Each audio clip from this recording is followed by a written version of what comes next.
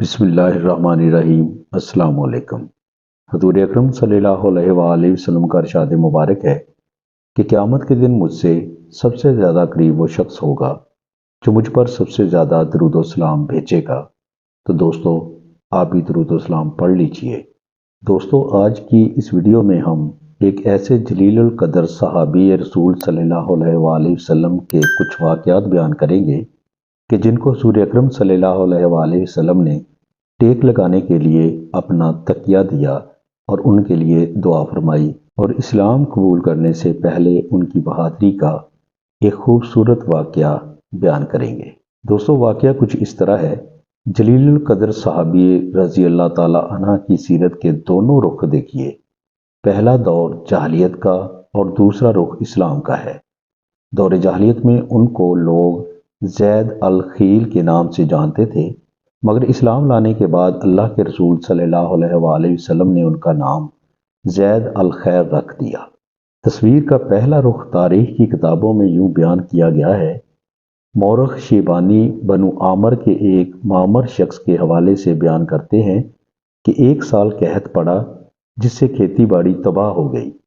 ہم میں سے ایک فرد اپنے اہل خانہ کو حیرہ شہر کی طرف لے گیا اور ان کو وہاں چھوڑ کر کہنے لگا، میرے واپس آنے تک میرا انتظار کرنا۔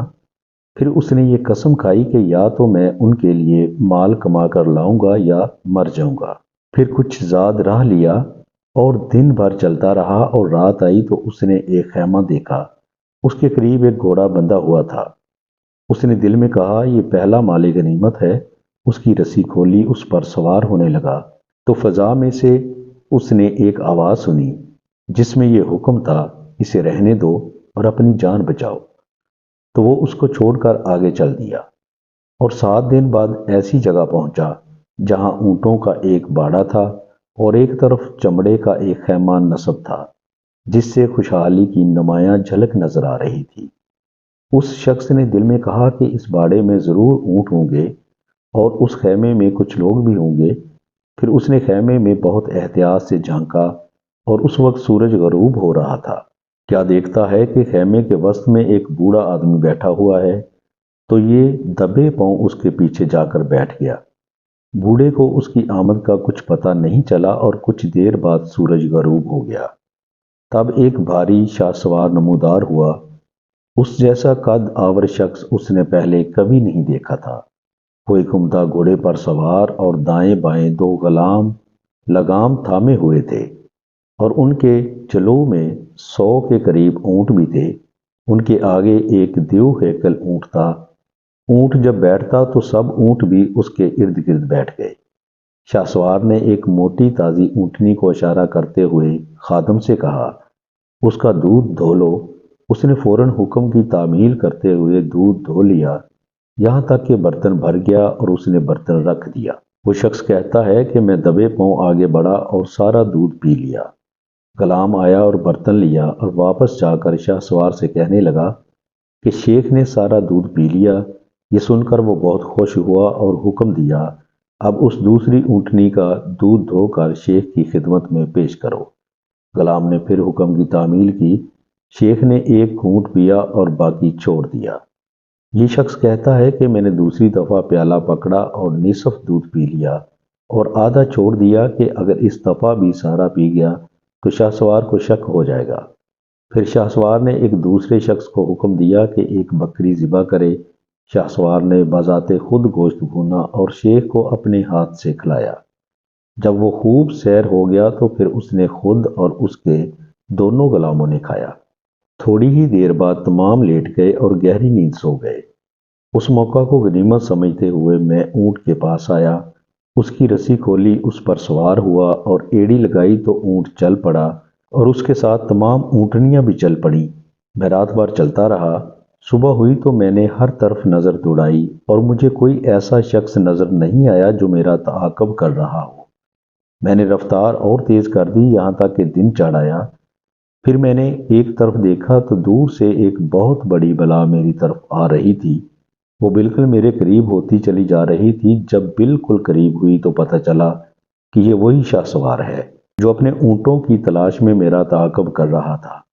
میں نے اونٹ کو ایک طرف باندھ دیا اور اپنی ترکش سے تیر نکال کر کمان میں رکھا اور اونٹ کی اوٹ میں نشانہ باندھ کر کھڑا ہو گیا۔ وہ شاہسوار کچھ فاصلے پر کھڑا ہو گیا۔ اس نے مجھے کہا، اونٹ کی رسی کھول دو۔ میں نے کہا، یہ نہیں ہو سکتا۔ میں ہیرا شہر میں بھوکی عورتوں اور پیاسے بچے چھوڑ کر آیا ہوں، اور میں نے قسم کھائی ہے کہ یا تو کچھ مال لے کر جاؤں گا ورنہ مر جاؤں گا۔ اس نے کہا، ارے کم بخت، تم اب اپنے آپ کو مردہ ہی سمجھو، اور میرا حکم ہے کہ شرافت سے اونٹ کی رسی کھول دو۔ میں نے کہا، تجھے ہرگز اونٹ نہیں دوں گا۔ اس نے کہا، تم بڑے مغرور ہو اور تم جانتے نہیں کہ میں کون ہوں۔ اس نے پھر کہا، مجھے اس اونٹ کا لگام بتاؤ کدھر ہے۔ اس میں 3 گرہیں تھیں۔ پھر اس نے کہا، بتاؤ کس گرہ پر نشان لگاؤں۔ میں نے اشارہ کیا کہ درمیانی گرہ میں۔ پھر اس نے تیر پھینکا تو وہ درمیانی گرہ میں آ کر اس طرح پیوست ہو گیا کہ اس نے خود نصب کیا ہو۔ پھر اس نے دوسری اور تیسری گرہ کو نشانہ لگایا۔ جب میں نے تیر اندازی کی یہ مہارت دیکھی تو میں خوف زدہ ہو گیا اور اپنا تیر ترکش میں رکھ لیا اور ادب کے ساتھ کھڑا ہو گیا۔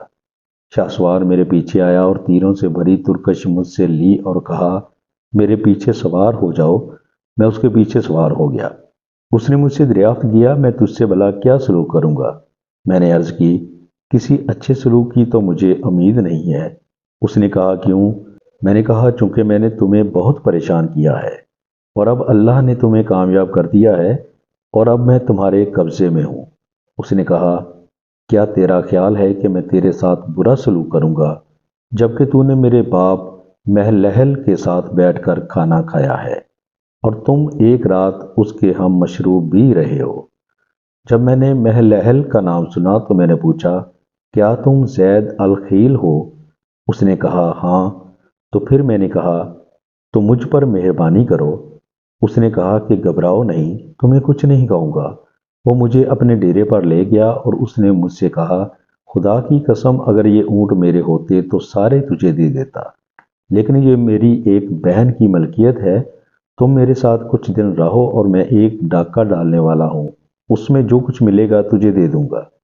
3 دن بعد اس نے ایک قبیلے میں ڈاکہ ڈال دیا اور 100 کے قریب اونٹ اس کے ہاتھ آئے۔ اس نے مجھے دے دیے اور میرے ساتھ چند آدمی بھی بھیج دیے جو میری حفاظت کریں، اور میں ہیرا شہر میں پہنچ گیا۔ یہ زید الخیل کی زمانہ جاہلیت کا ایک پہلو تھا، لیکن دور اسلام میں ان سے متعلق داستان تاریخ کی کتابوں میں یوں بیان کی گئی ہے کہ جب زید الخیل رضی اللہ تعالی عنہ کو اللہ کے رسول صلی اللہ علیہ وآلہ وسلم کا علم ہوا تو ان کے دل میں اللہ کے رسول کی دعوت معلوم کرنے کا شوق پیدا ہوا۔ سواری تیار کی اور اپنی قوم کے سرداروں کو مدینہ جانے کی نبی کریم صلی اللہ علیہ وآلہ وسلم سے ملاقات کی دعوت دی۔ ان کے ساتھ بنو طے کے قبیلے کا ایک بہت بڑا وفد بھی سفر کے لیے تیار ہو گیا۔ وفد میں زر بن سدوس، مالک بن جبیر، عامر بن جوین اور دیگر سردار شامل تھے۔ جب یہ مدینہ پہنچے تو مسجد نبوی کا رخ کیا، اپنی سواریاں مسجد کے باہر بٹھا دیں۔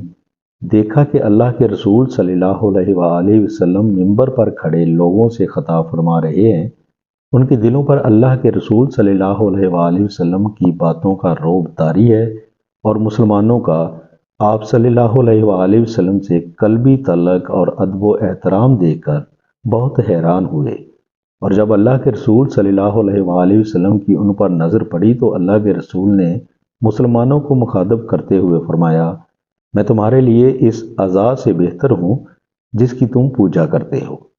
زید الخیل اور ان کے ساتھیوں پر اللہ کے رسول صلی اللہ علیہ وآلہ وسلم کی گفتگو کا 2 طرح کا اثر مرتب ہوا۔ بعض نے متاثر ہو کر اسلام قبول کیا اور بعض تکبر کا شکار ہو گئے اور واپس چلے گئے۔ زر بن سدوس اللہ کے رسول صلی اللہ علیہ وآلہ وسلم کا خوشگوار و عمدہ موقف نہیں سمجھ سکا، جسے مومن دل اور مد بھری آنکھیں اپنے اندر جذب کر لیتی ہیں، بلکہ حسد اس کے دل میں تھا اور خوف اس کے دل میں سما گیا۔ پھر اپنے ساتھیوں سے کہنے لگا کہ آج میں ایک ایسے شخص کو دیکھ رہا ہوں جو تمام اہل عرب کی گردنوں کا مالک بن جائے گا۔ اللہ کی قسم میں اس کو اپنی گردن کا مالک نہیں بننے دوں گا۔ پھر وہ ملک شام کی طرف چل دیا، وہاں جا کر اپنا سر منڈوا لیا اور نصرانیت قبول کر لی۔ لیکن حضرت زید رضی اللہ تعالی عنہ اور دوسرے ساتھیوں کو کچھ نرالی ہی شان نصیب ہوئی۔ جب اللہ کے رسول صلی اللہ علیہ وآلہ وسلم اپنے خطبے سے فارغ ہوئے تو حضرت زید رضی اللہ تعالی عنہ مسلمانوں کے مجمع میں کھڑے ہو گئے۔ ان کا بہت لمبا خوبصورت قد تھا۔ جب گھوڑے پر سوار ہوتے تو پاؤں نیچے زمین پر لگتے۔ مجمع میں کھڑے ہو کر بلند آواز میں کہا، یا محمد صلی اللہ علیہ وآلہ وسلم، میں اقرار کرتا ہوں کہ اللہ کے سوا کوئی معبود حقیقی نہیں ہے اور آپ اللہ کے آخری رسول صلی اللہ علیہ وآلہ وسلم ہیں۔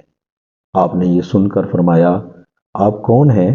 فرمایا، میں زید الخیل بن محلہل ہوں۔ اللہ کے رسول صلی اللہ علیہ وآلہ وسلم نے فرمایا، آج سے تم زید الخیر ہو، زید الخیل نہیں ہو۔ اللہ کا شکر ہے جو تمہیں میدانی اور پہاڑی علاقوں سے صحیح سالم لے آیا اور تمہارے دل میں اسلام کے لیے رقت پیدا کر دی۔ پھر ان کو اللہ کے رسول صلی اللہ علیہ وآلہ وسلم اپنے گھر لے گئے اور ان کے ساتھ حضرت عمر بن خطاب رضی اللہ تعالی عنہ اور دیگر صحابہ کرام رضی اللہ تعالی عنہم کی ایک جماعت بھی تھی۔ جب گھر پہنچے تو اللہ کے رسول نے ان کو ٹیک لگانے کے لیے تکیہ دیا اور انہیں اللہ کے رسول صلی اللہ علیہ وآلہ وسلم کی موجودگی میں ٹیک لگانا مناسب نہیں سمجھا اور تکیہ واپس کر دیا، لیکن اللہ کے رسول نے پھر ان کو تکیہ دیا، لیکن انہیں آپ صلی اللہ علیہ وآلہ وسلم کی موجودگی میں ٹیک لگانا مناسب نہیں سمجھا۔ جب سب لوگ بیٹھے تو اللہ کے رسول نے فرمایا کہ اے زید، تم سے پہلے جتنے بھی لوگ میرے سامنے پیش کیے گئے تو وہ ان کے بتائے اوصاف سے کم نظر آئے۔ پھر ارشاد فرمایا، زید، تم میں دو ایسی خصلتیں پائی جاتی ہیں جو اللہ اور اللہ کے رسول صلی اللہ علیہ وآلہ وسلم کو پسند ہیں۔ حضرت زید رضی اللہ تعالی عنہ نے عرض کی کہ اللہ کے رسول صلی اللہ علیہ وآلہ وسلم وہ کیا ہیں؟ تو آپ نے فرمایا، خودداری اور بردباری۔ زید الخیر رضی اللہ تعالی عنہ نے کہا، اللہ کا شکر ہے کہ اس نے مجھے ایسی خصوصیت دی ہے جو اللہ اور اس کے رسول صلی اللہ علیہ وآلہ وسلم کو پسند ہے۔ پھر اللہ کے رسول کی طرف متوجہ ہو کر فرمایا کہ اللہ کے رسول مجھے 300 شاہ سوار مجاہدین دیں، ان کی تمام دیکھ بھال کی ذمہ داری میری ہوگی، میں ان کے ہمراہ بلاد روم پر حملہ کروں گا اور اللہ کے فضل سے پسپا کر کے دم لوں گا۔ اللہ کے رسول صلی اللہ علیہ وآلہ وسلم نے ان کی ہمت و جرت کی داد دیتے ہوئے فرمایا، زید، اللہ بھلا کرے، تم کتنے عظیم شخص ہو۔ پھر ان کی قیادت میں ان کے تمام ساتھیوں نے اسلام قبول کر لیا۔ جب حضرت زید الخیر رضی اللہ تعالی عنہ اور ان کے ساتھیوں نے اپنے علاقے نجد واپس جانے کا ارادہ کیا تو اللہ کے رسول نے فرمایا، یہ شخص کتنا عظیم ہے، اس کی کتنی شان ہوگی، کاش یہ مدینہ کی وبا سے محفوظ رہے۔ ان دنوں مدینہ منورہ میں میادی بخار کی وبا پھیلی ہوئی تھی۔ حضرت زید الخیر رضی اللہ تعالی عنہ کو بھی اس بیماری نے دبوچ لیا اور آپ نے اپنے ساتھیوں سے کہا، مجھے کیس کے شہروں سے الگ رکھنا۔ ہمارے یہاں جاہلانہ حماقتوں کی بنیاد پر جوانمردی و بہادری کے مارکے ہوا کرتے تھے۔ اللہ کی قسم میں مرتے دم تک کسی مسلمان سے نہیں لڑوں گا۔ حضرت زید الخیر رضی اللہ تعالی عنہ نے اپنا سفر نجد کی طرف جاری رکھا اور حالت یہ تھی کہ بخار دن بدن بڑھتا جا رہا تھا۔ ان کی دلی تمنا تھی کہ اپنی قوم سے ملیں اور ان کو اسلام کی دعوت دیں اور ان کی قوم ان کے کہنے پر اسلام قبول کر لے۔